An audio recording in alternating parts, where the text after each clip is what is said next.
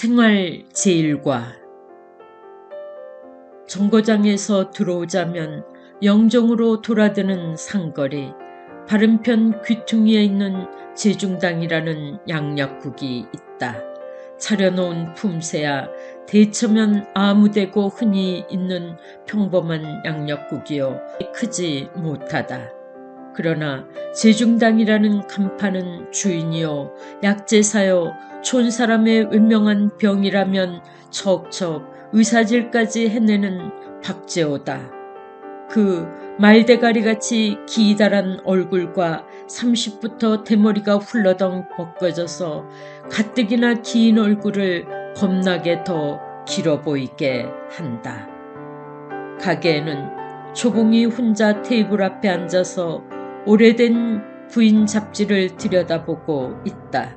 시방 집안일이 마음에 걸려서 진득이 있을 수가 없다. 돈이 변통되지 못하면 어찌하나 싶어 초조하였다. 가볍게 한숨을 내쉬우는데 마침 흡수룩하게 생긴 촌사람 하나가 철이른 대패밤 모자를 벗으면서 끼우시 들어선다. 어서 오세요. 초봉은 사뿐 일어서서 진열장 뒤로 다가간다. 마침 가게 사람이 손님을 맞이하는 평범한 인사지만 말소리가 사근사근하면서도 뒤끝이 자지러들 듯이 사그라지는 그녀의 말소리가 약사로 들어선 촌사람의 주의를 더욱 어릿하게 한다.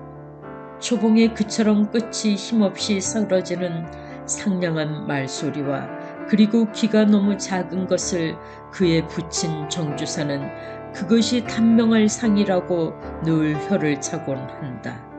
얼굴 생김새도 덕스러운 구석이 없고 청초하기만 해서 어디라 없이 불안스럽다. 티끌없이 해맑은 바탕에 오똑 날이 선 코가 우선 눈에 띄인다. 갸름한 턱이 아래로 좁게 내려가다가 급하다 할 만큼 빨랐다. 눈은 동근 눈이지만 눈꼬리가 째지다가 남은 것이 있어서 길어 보이고 거기에 무엇인지 비밀이 잠긴 것 같다. 윤곽과 바탕이 이러하니 자연 손도 가늘어서 들국화답게 청초하다. 그의 의복이한 누상 허름한 검정 치마에 흰 저고리를 받쳐 입고 다니지만 나이가 그럴 나이라 굽지 않은 몸집이 얼굴과 한 가지로 알맞게 살이 오르고 피어나 어쨌든지 화장품 장사까지 겸하는 양약국에는 마침 좋은 간판감이다. 7살 먹은 어린 아이가 다리를 삐었다고 마치 병원에 온 것처럼 병을 얘기하는 촌사람한테 20전짜리 옥도전기 한 병을 팔고 나니 가게는 다시 한가하다. 늘 보아도 장날이 아니면 바로 3시쯤이면 언제든지 손님의 발이 뜬다. 아침을 못해 먹었으니 지금이라도 혹시 양식이 생겨서 밥을 해 먹었으면 알뜰한 모친이라 도시락에다가 밥을 담아다 주었을 것이다. 그러나 이제껏 소식이 없는 걸 보면 그대로 굶고 있기가 십상이다. 아까 옥도전기 병을 팔고 받은 10전박이 2푼이 손에 쥐어진 채 찰랑찰랑한다. 늘 집에서 밥을 굶고 있을 때 가게에 나와서 물건 판 돈이라도 돈을 손에 쥐어보면 생각이 나듯이 이 20전이나마 집에 보내줄 수 있는 내 돈이라면 오죽이나 좋을까 싶어서 곰곰이 손바닥을 내려다보고 있다. 길 건너편 새골목에서 행아가 나오더니 해주기 웃고 가게로 들어선다. 혼자 계시구만. 쥐나리는 어디 갔는겨? 보세요. 아침나절에 나가시더니 여태까지. 초봉도 손님이라기보다 동무처럼 마음을 놓고 웃는 낯으로 반겨맞는다. 원래는 초봉이 기생을 안다거나 사귄다거나 할 일이 있었을까마는 가게에서 일을 보자니까 자연 그러한 여자들도 손님으로 접촉을 하게 되고 그러는 동안에 단골 손님으로 낯을 익히게 된 행화는 처음 가게에 나오던 때부터 정해놓고 며칠만큼씩 화장품도 사가고 전화도 빌려 쓰고 있다. 초봉은 몇몇 단골로 다니는 기생 가운데 행화를 제일 좋아한다. 그것은 행화가 얼굴이 도량직하니 코온저리로 기미가 살풋이 앉은 것까지도 귀인상이 있고 말소리가 영남 사투리로 구수한 것은 마음에 들지만 다른 기생들처럼 생김새나 하는 짓이나 뻔질거리지 않고 수더분한 게 실없이 좋았다. 행아도 초봉의 아담스러운 자태며 사근사근한 말소리에 마음이 끌려 볼일을 보러 가게에 나오든지 또 가게 앞으로 지날 때도 우정 들려서 잠시 한당 같은 것을 하기를 즐겨한다. 그때 마침 제약실에서 안으로 난문이 열리더니 재호의 아낙 윤희가 나오는 것을 보고 행아는 눈을 찡긋하면서 휙간이 나가버린다. 아직 안 오셨어? 윤희는 가시같이 앙상한 얼굴을 기다란 모가지를 연신 갸웃거리면서 말했다. 아무래도 한바탕 짓거리가 나고야 말 징조다. 10년 전 재호는 어느 제약회사에 근무하고 있었고 윤희는 여자 전문학교에 다닐 때 이미 처자가 있고 나이 11살이나 많은 재호와 윤희는 연애하다가 재호는 본처와 이혼하고 윤희는 개업할 자금을 내놓고 두 사람은 결혼했었다. 그러나 달콤하던 것은 이 군산으로 내려와서 재중당을 시작하던 그 당시 2, 3년이었다. 시방은 윤희한테는 가시같은 히스테리가 남았을 뿐이요 재호는 안하기 죽기나 했으면 제발 덕분 시원할 지경이다. 그러한 판에 초봉이 여점원 겸 사원으로 와서 있는 다음부터는 윤희의 신경은 더욱 날카로워지고 범사의 초봉의 일을 가지고 남편을 달달 볶아댄다. 초봉도 그러한 눈치를 잘 안다. 그래, 어디 갔는지도 모른단 말이야? 윤희는 제 속을 못삭여 쌕쌕하고 섰다가 초봉에게 볼상사납게 소리를 질렀다. 모르겠어요. 어디 가시면 가신다고 말씀을 해야죠. 초봉은 괜한 일에 화풀이를 받기가 억울하나 그렇다고 마주 대할 수도 없는 노릇이다.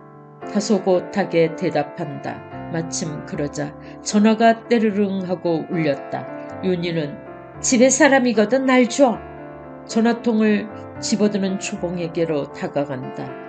네, 재중당입니다. 초봉은 들은 채도 않고 전화를 받는다. 네. 대륙은행에 계시는 고태우 씨요? 네, 압니다. 초봉은 대륙은행에서 고태우 수라는 사람이 늘 약이나 화장품 같은 것을 전화로 주문해 가기 때문에 그 사람이나 얼굴은 몰라도 고태수라는 성명은 알 수가 있었다.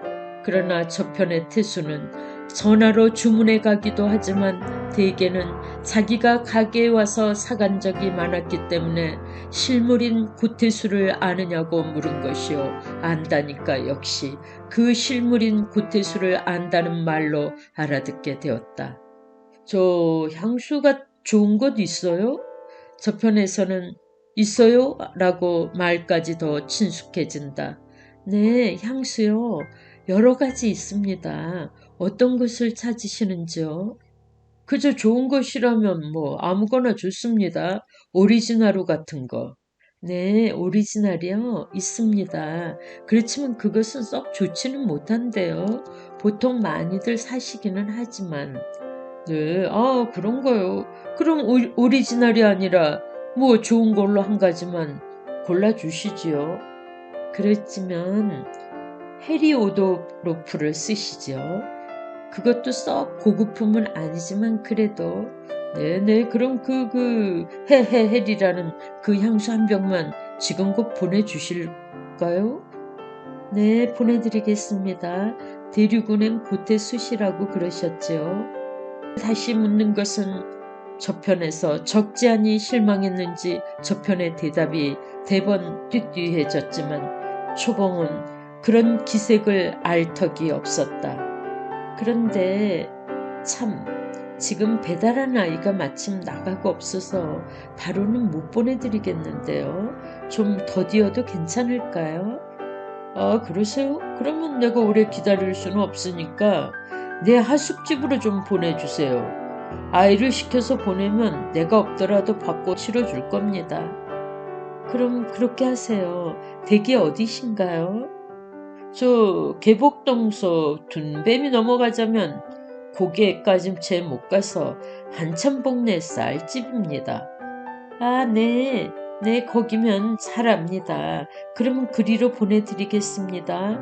초봉이 아직도 그대로 지켜서 있는 윤희한테 또 시달림을 받기가 싫어서 분주하게 해리 오도로프 한 병 있는 것을 진열장에서 꺼내다가 포장지로 싸고 다시 전표를 쓰고 막 그러고 나니까 또 전화가 온다. 윤희는 이번에도 재우의 전화거든 저를 달라고 따라온다. 초봉은 못 들은 척 수화기를 집어들면서 네, 재중당입니다. 초봉은 저쪽에서 들려오는 소리를 듣자 눈과 귓가로 미소가 떠오르면서 금시로 기미치 빨개진다. 초봉이에요. 초봉은 매달리듯이 전화통으로 다가가면서 무심결에 뒤를 돌려다본다. 그것을 눈여겨보던 눈이가 새파랗게 눈에서 쌍심지가 뻗어나오면서 비켜 이가사! 무서운 소리와 함께 초봉을 욱박지르더니 수화기를 채우다가 귀에 대고 아니 이건 어떻게 되는 셈이요? 어? 여부 없이 다짜고짜로 전화통에다 대고 목이 터지라 악을 쓴다. 네? 저편에서는 얼뜬 목소리가 분명찮게 들려온다. 네라니 다 무엇이 말라 죽은 네야? 응? 왜 남은 기다리다가 애가 타서 말라 죽게 하고서 전방에 있는 계집애만 데리고 전화질만 하는 게야? 이놈의 전방에다 불을 싸놓고 꼴을 보고 말 테야? 응? 이 천하의 개차범 같은 위인이라고. 더 이때여서 퍼볼 것이지만 숨이 차서 잠깐 말이 그친다. 그 사이를 타서 저편의 말소리가 들려온다. 네? 왜 그러시나요? 누구신데 무슨 일로 그러시나요? 비록 전화의 수화기로 들리는 소리일망정 코에 걸리는 듯한 베이스 음성으로 듬직듬직 저력 있게 울리는 이 말소리는 대대거리고 급한 재우의 말소리는 아니었다. 무엇이 어째? 윤희는 번연히 남편 재우가 아닌 것을 역력히 알아차렸으면서 상관하지 않고 대고 때를 쓴다. 윤희는 처음에는 저편이 재우인 줄 알고 그래서 재우한테 초봉을 전화받으면서 그런 아양을 떨고 하니까 그만 강자의 눈까지 뒤집혀 그 짓을 한 것인데 재우가 아니라 생판 딴 사람이고 보매 이번에는 그것이 되려 부하가 났다. 당신이 그럼 재우가 아니란 말이야? 여보세요. 저편에서는 밉살스럽게 성도 내지 않고 침착하게 말한다. 나는 박재우 씨가 아닙니다. 남승재라는 사람입니다. 여기는 금호병원인데요.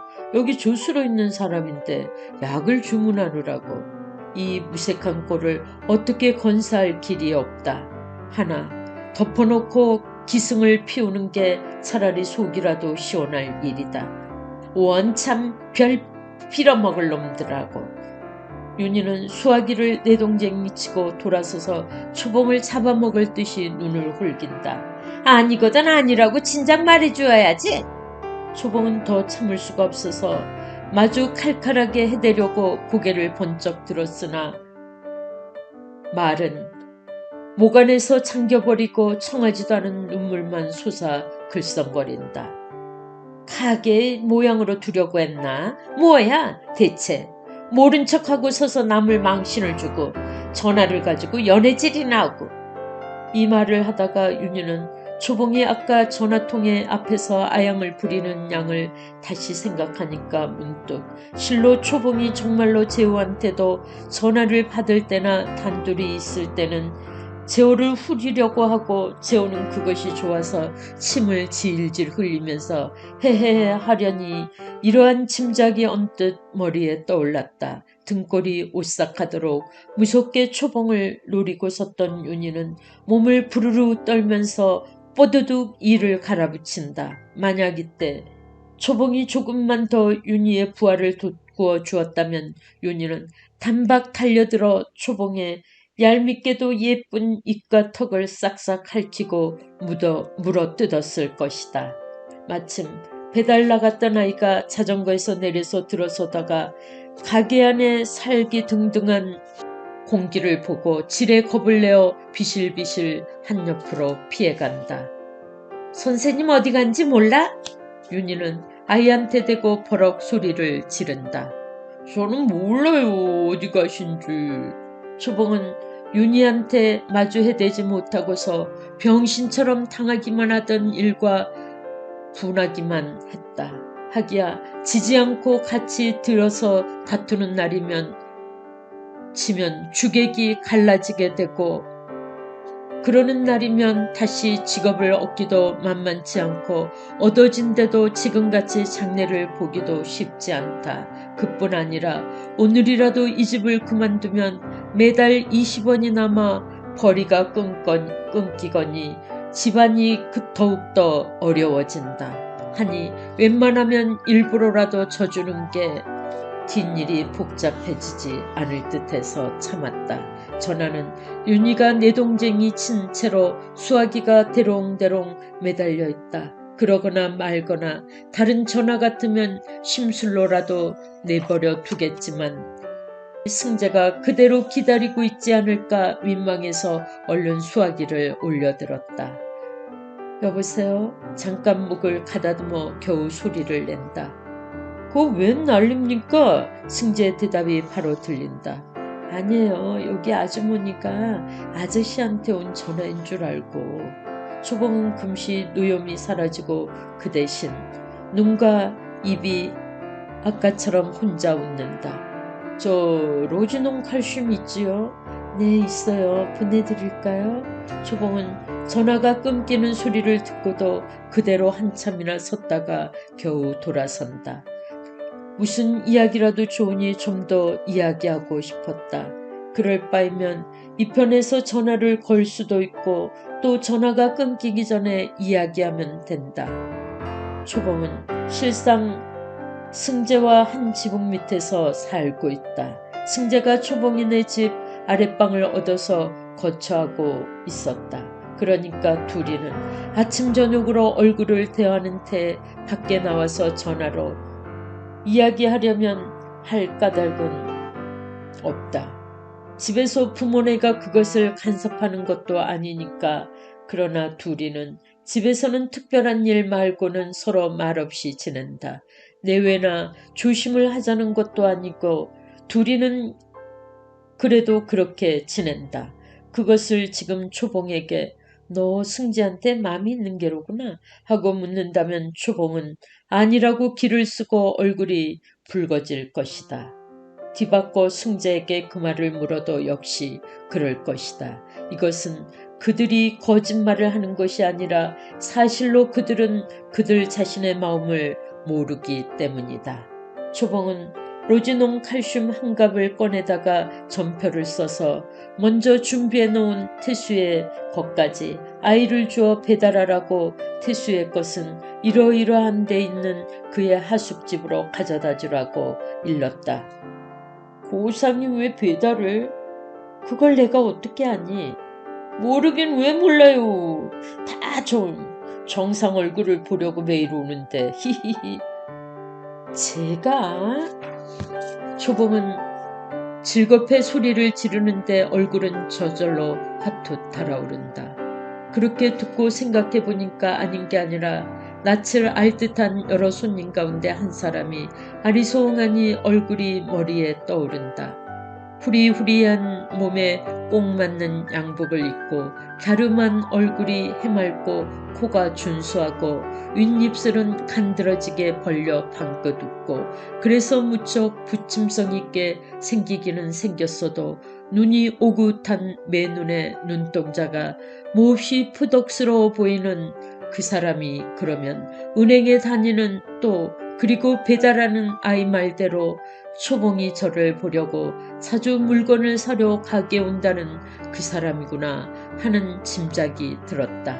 그러나 초봉은 웬일인지 가슴이 두근거리면서 그 사람 고태수의 얼굴이 다시금 떠올라서 또 문득 승재와 비교가 되면서 비교된 결과 생김새로든지 처지로든지 승재가 훨씬 못한 것이 단박 드러나니까 비교도 해본다. 승재는 장차 버젓한 의사가 될 사람이지만 지금은 겨우 남의 집 병원의 조수요 고태수는 당장 한 사람의 몫을 다하는 은행원이다. 생김새도 승재가 못생긴 것은 아니다. 고태수는 말끔하고 승재는 고태수의 조화로운 얼굴에 비해서 아무렇게나 생긴 사람이다. 키가 훨씬 더 크고 몸도 크고 어깨통이 떡 벌어졌다. 얼굴은 두툼하니 넙죽하고 이마도 펑 넓다. 그래서 실직하게 무게는 있어도 고운 태는 찾으려도 없다. 얼굴은 눈이며 코며 입이며 이런 것들이 제자리는 제자리라도 너무 울퉁불퉁하게 솟을 놈은 솟고 박힐 놈은 박히고 해서 조각처럼 보이기는 해도 고태수라는 사람처럼 그린 듯 곱지는 못하다. 그러나 그의 눈만은 고태수의 눈과는 문제도 되지 않게 좋다. 어느 산중에 있는 깊은 호수같이 맑고도 고요하다. 무엇인지는 모르겠어도 이 세상 좋은 것이라고는 다 그 눈에 들어있을 성 싶은 그런 눈이다. 그리고 이 눈으로 해서 승재의 아무렇게나 생긴 얼굴이 흉을 가리고 남는다. 승재는 작년 10월에 서울 가서 치른 의사시험에 반은 패스가 되었으니까 그리고 금년 10월 시험이 늦어도 내년 5월 시험까지 한 번 아니면 2번만 더 치르면 전 과목이 다 패스가 되어 온근 의사가 될 수 있다. 그러니까 그런 날이면 한낱 은행원 좀 부럽지 않다. 여기까지 생각하던 초봉은 한숨을 호 내쉬면서 가슴에다가 무심코 손을 얹는다. 안심의 표적이다. 이렇듯 만족하고 안심도 하는데 그러니 하면서도 한편 머릿속에 박힌 고태수의 영상은 사라지질 않는다. 그것은 마치 그의 곱다란 얼굴과 좋은 몸맵시를 궁하고 보잘것없는 승재 옆으로 들이대면서 자, 어떻수? 하고 비교해 보려고 누물거리는 듯하다. 짜증이 나서 고태수에게 눈을 홀겨준다. 그러나 빈들빈들 웃기만 하지 물러가려고 하지 않는다. 재호가 마침 그때야 털털거리고 가게로 들어선다. 허허, 이거 우리 초봉이 혼자 수고하는군. 제 얘기를 것. 초봉이 혼자서 수고를 했어. 그놈은 어디 갔나? 옳지, 배달 나간 게로구나. 그렇지만 덥다, 더워. 이젠 완전히 여름이 됐단 말이지. 제 얘기를 것.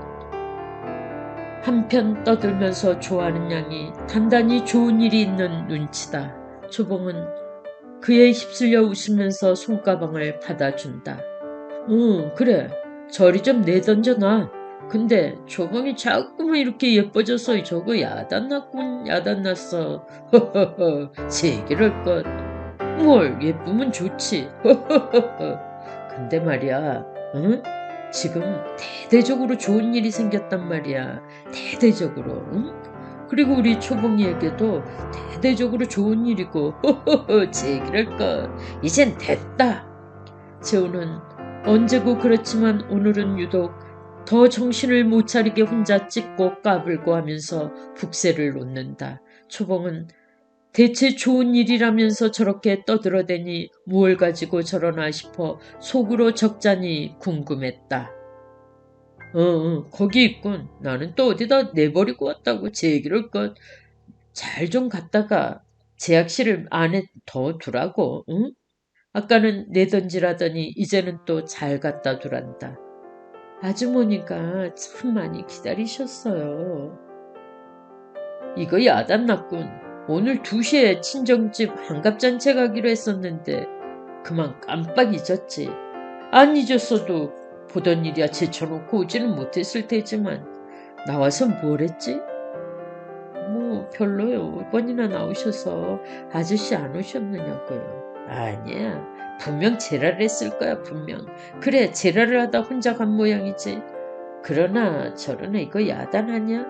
그놈의 성화를 어떻게 봤나 제 얘기를 할 것. 돈 빼곤만 얹어줄 계시니 누구 그놈의 예편네 좀 물어가는 사람 없나? 제 얘기를 할 것.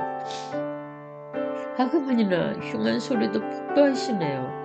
아니야 정말이야. 초봉일랑 이제 시집가거든. 에여 남편 그렇게 달달 볶지 말라고. 아주 못 써요. 그놈의 예편네 좀 그러지를 않았으면 내가 벌써 20년 전에 10만원 하나는 모았을 거야. 응? 그렇잖아? 아저씨도 2분이 결혼하신 지 10년 남짓 하시다면서 그러세요. 그렇던가. 내가 정신이 없군. 그건 그런데 초봉이는 알겠지만 이거 예편네가 히스테리아 아주 골머리가 흔들려. 어떻게 이혼해버리든지 해야지 모시겠어. 괜한 소리 그런 소리 하지 마세요. 그렇지만 아주머니가 보시기엔 아저씨한테도 잘못이 많답니다. 초봉은 재호의 이야기에 끌려 헛헛은 수작에 더 대꾸하고 있어도 시방 딴 걱정에 도무지 건성이다. 그는 재호한테 청할 말이 있어서 윤희 못지않게 재호가 돌아오기를 기다리고 있었다. 그러나 막상 재호가 돌아와서 얼굴을 대하고도 언제나 마찬가지로 선뜻 말이 나오지 않았다. 그녀는 사실은 아까 아침나절 이야기를 했어야 했었다. 그러나 벼르기만 하고 말이 차마 나오지 않아서 주춤주춤하는 동안에 재호는 부르르 나가버렸고 그래서 후회하면서 종일토록 까맣게 기다리고 있던 참이다. 하다가 이제 그가 돌아왔으니 말을 내야 할 것이지만 그러나 말은 나와지지 않고 그러면 그만두려고 생각하면 당장 집안 식구들이 굶고 있는 것을 어떻게 하며 오늘이 이러한 걸 내일을 또 그 다음 날도 돈이 생길 때까지는 계속될 테니 도저히 안 될 말이다. 아저씨 초봉이 겨우 쥐어짜듯이 기운을 내서 이렇게 말뿌리를 따놓고 눈치를 보느라고 고개를 쳐드니까 재호는 없는 담배를 찾느라고 이포켓 저포켓 부산나게 뒤지느라고 정신이 없다가 마주 얼굴을 든다. 응? 뭐야? 이놈의 담배가 어디로 하나도 없나? 제 얘기를 할 것. 그래 왜? 할 얘기가 있어? 응? 뭐야? 그래 무슨 얘긴데? 말씀하기가 미안해서 미안한 것뿐만이 아니지만 정말 미안하다. 지난달 그 몸을 가까스로 넘기고서 이달 초 이튿날 가게에 나오기 무섭게 오늘처럼 염치를 무릅쓰고 돈 10원을 이달 월급으로 손대받아 간 것이 열흘도 채 못 된다. 이제 찾을 것이랴 겨우 10원밖에 남지 않았고 월급날이라고 정한 25세가 되기도 전에 또 손대를 해달라고 하게 되었다. 저편에서야 괜찮다고 하지만 초봉은 여간 민망한 노릇이 아니다. 초봉의 말을 운만 띄워놓고 그 다음 말을 못하고 라는 것을 보고 재호는 벌써 알아차렸다. 허허허 사람도 뭔 알았다고 돈 있을 때가 있단 말이지. 그걸 말하면서 그렇게도 어려워한담. 사람도 어디서 원. 그래도 미안하잖아요. 미안은 무슨 미안. 미안하기로 들면 내가 되려 미안하지. 친구 자녀를 데려다가 월급도 변변히 못 주어서 늘 옹색하게 지내니까. 안 그래? 그렇지. 허허 제 얘기를 할 것. 그래 얼마나 쓸까? 나에게 일일이 말아 달라고 해서 뭐라노? 거기 있을 테니 좀 꺼내다 쓰고 장부에 올려놓지 그래. 초봉은 두고 보면 볼수록 소탈하고 시원한 재호가 좋았고 비록 남이지만 그만한 아저씨를 둔 것이 참 좋았다. 만일 재호가 정말로 외가로든지 친척으로서의 아저씨가 된다면 더욱 마음 든든하고 즐거울 것 같았다. 그리고 이렇게 초봉이 보기에는 좋은 사람인데 대체 부부간이라는 게 무엇이길래 윤희는 항상 두고 재호를 못살게 달달 볶아대는지 그 속을 알 수가 없었다. 그래, 얼마나? 5원? 10원? 저런 사람도 돈 쓸 사람이 얼마 쓸지를 몰라. 제 얘기를 꺼자. 10원 기왕이면 옹지게 한꺼번에. 초봉은 비로소 안도의 한숨을 내쉬는 하는 것을 속으로는 삼키고 파르스름하니 감촉좋게 색채가 나는 10원짜리를 받아준다. 돈을 받아준 손바닥의 촉감도 여느 물건을 팔았을 때는 다 같은 10원짜리라도 그런 줄을 모르겠더니 이렇게 어렵사리 제 몫으로 받아준 쥐는 10원짜리 촉감은 어디라 없이 그놈이 빳빳하면서도 특별히 부드러운 것 같았다. 재호는 손가방을 열고 무엇인지 서류를 뒤적거리기를 한다. 그러고 보니 아까 재호가 들어서면서 떠들어대던 좋은 일이 있다고 초봉에게도 좋은 일이 있다고 수선 피우던 일이 생각났다. 그날의 생활이 막막하고 앞뒤가 막힐 때는 빈말로 남아 좋은 일이 생긴다는 말을 들으면 반가운 법이다. 초봉도 그래서 한 가지 시름을 놓고 나니 그 다음에는 대체 그 좋은 일이라는 게 무엇인고 이 편에서 물어도 보고 싶게 차차 궁금증이 나기 시작한다. 자, 이젠 참 조봉에게도 얘기를 좀 해야지. 나 이 전빵 팔았지. 팔아도 아주 잘 판걸. 제 얘기를 할 것. 초봉은 너무나 어이가 없어서 놀라지는 대로 놀랐지만 미처 어찌하지를 못한다. 그러나 재호는 연신 싱글벙글 웃기만 한다. 왜 그렇게 놀라노? 걱정 말아요. 절대로 걱정 없어요.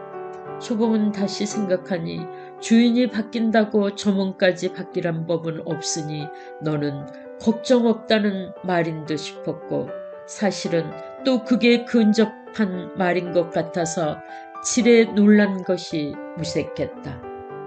뭐 어째 어떤 얼간이가 하나 덤벼들어서 제 얘기를 할 것. 한데 초봉이 말이야. 나하고 같이 서울 갈 거지? 서울로요? 어떻게요? 어떻게라니 차 타고 가지. 걸어가지고 할까 봐서 제 얘기를 할 것. 그래도 저는 무슨 말씀인지 모를 거 뭐 있나. 서울 가서 시방 여기처럼 일하면 되지. 이제 알겠지. 그래 서울로 가요. 서울로 가면 내가 정식으로 월급도 주지. 그때는 시방처럼 이런 저 여점원이 아니라 사무원이란 말이야. 사무원. 그리고 나는 저 지배인 영감이고 박재호에게 이제는 선영의 명당바람이 부나보지. 제 얘기를 것. 뭘 시작하시는데요? 제약회사야 제약회사. 이거 봐요. 내가 몇 해 전부터 그걸 하나 해볼 양으로 기다렸단 말이야. 그게 도무지 어수선하기 짝이 없거든. 글쎄 30전이나 50전을 들여서 만들어서 뭐 어쩌고 저쩌고 해가지고 응? 폼을 쳐서 커다랗게 신문에다 내면 말이야. 돈 10원씩 내고 사다 먹어요. 그 10원씩을 제깟 놈들이 뭐 약이 어쩐지 알기는 하나. 그래 몇 곱씩 남아요. 10년 안에 30만 원 이상 벌어놓을 테니 두고 보라고. 30만 원. 어쩌면 정말이에요? 그건 그렇고 그래 그러니 초봉인 날 따라서 서울로 같이 가요. 글쎄 요렇게 예쁘게 생긴 아가씨가 이따위 군산바닥에 놀아서 놀아버릴 게 있나? 응? 서울 가기만 하면 좋은 신랑감도 생기고 하지. 그리고 아버지가 혹시 반대한다면 내가 쫓아가서 안심시킬게. 만약 어머니 아버지가 서울 보내기 안심이 안 된다면 뭐 내가 우리 집에다 맡아두겠다고 할게. 그러니 이따가 집에 가면 어머니 아버지한테 말씀을 드려봐요.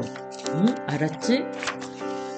그리고 가게 되면 이달 보름 안으로 가야 할 테니까 그리 알고, 응?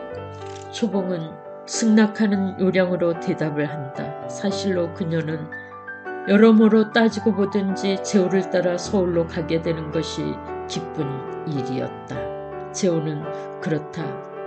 방금 전 말대로 여러 해 두고 벼르던 기회를 만나 그야말로 평생 팔자를 고칠 커다란 연극을 한바탕 꾸미게 되니 엉덩이가 절로 들썩거리게 만족한 판이다. 초봉은 재호한테 진실로 웃음을 웃어주는 한 송이의 꽃이다.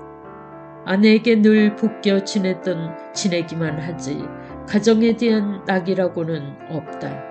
그러한 그에게 예쁜 초봉을 손닿는 데 두고 바라보는 것은 큰 위안이 아닐 수 없었다. 물론 안면 있는 친구의 자녀이라는 것이며 나이 갑절이나 층이 나서 자식 벌밖에 안 되는 것이며 아내의 감시며 그리고 무엇보다도 초봉이 미혼 처녀라는 것 때문에 그의 욕망은 행동으로 발전하지는 못한다. 6시가 되기를 기다려 초봉은 가게를 나왔다. 오후에 한가에서 서편으로 해가 기울고 하늘은 한빛으로 푸르다. 너무 맑고 푸른 것이 되려 그대로 두기가 아깝고 하얀 구름 조각 한두 장쯤 깔아 놓았으면 좋을 것 같다. 머리 위로 솟은 아카시아에서 달콤한 향내가 가득 번져내린다. 초봉은 끌리듯 고개를 쳐들고 높다랗게 조랑조랑 매달린 아카시아 꽃송이를 올려다보면서 절로 미소를 드러낸다. 조금 전만 해도 초봉은 이러한 마음의 여유는 없었다. 그러나 지금은 꽃송이에 마음 놓고 웃을 수가 있었다. 재호가 아까 월급도 한 40원 준다고 했으니까 전략하면 30원은 집으로 내려보낼 수가 있고 또 형편을 보아 집안이 전부 서울로 이사해 갈 수도 있다. 서울, 늘 가고 싶던 서울이다. 서울은 3학년 때 수학여행으로 한번 구경을 가기는 했었다. 그러나 그렇게 지나는 길에 한번 구경한 것으로는 초봉이 동경하던 서울의 현상을 씻지 못했다. 그녀는 서울이면 그때 본 것보다는 더욱 아름답고 더 즐거움이 있으려니 지금도 생각하고 있다. 그러하던 참이라 이렇게 뜻밖의 서울로 가게 된 것이 기쁘고 이제 무엇인가 어떠한 무엇인지는 몰라도 무엇인지 좋으려니 싶었다. 승재는 시험을 보느라고 가끔 서울로 다닐 테니까 간혹 만날 수가 있을 것이다.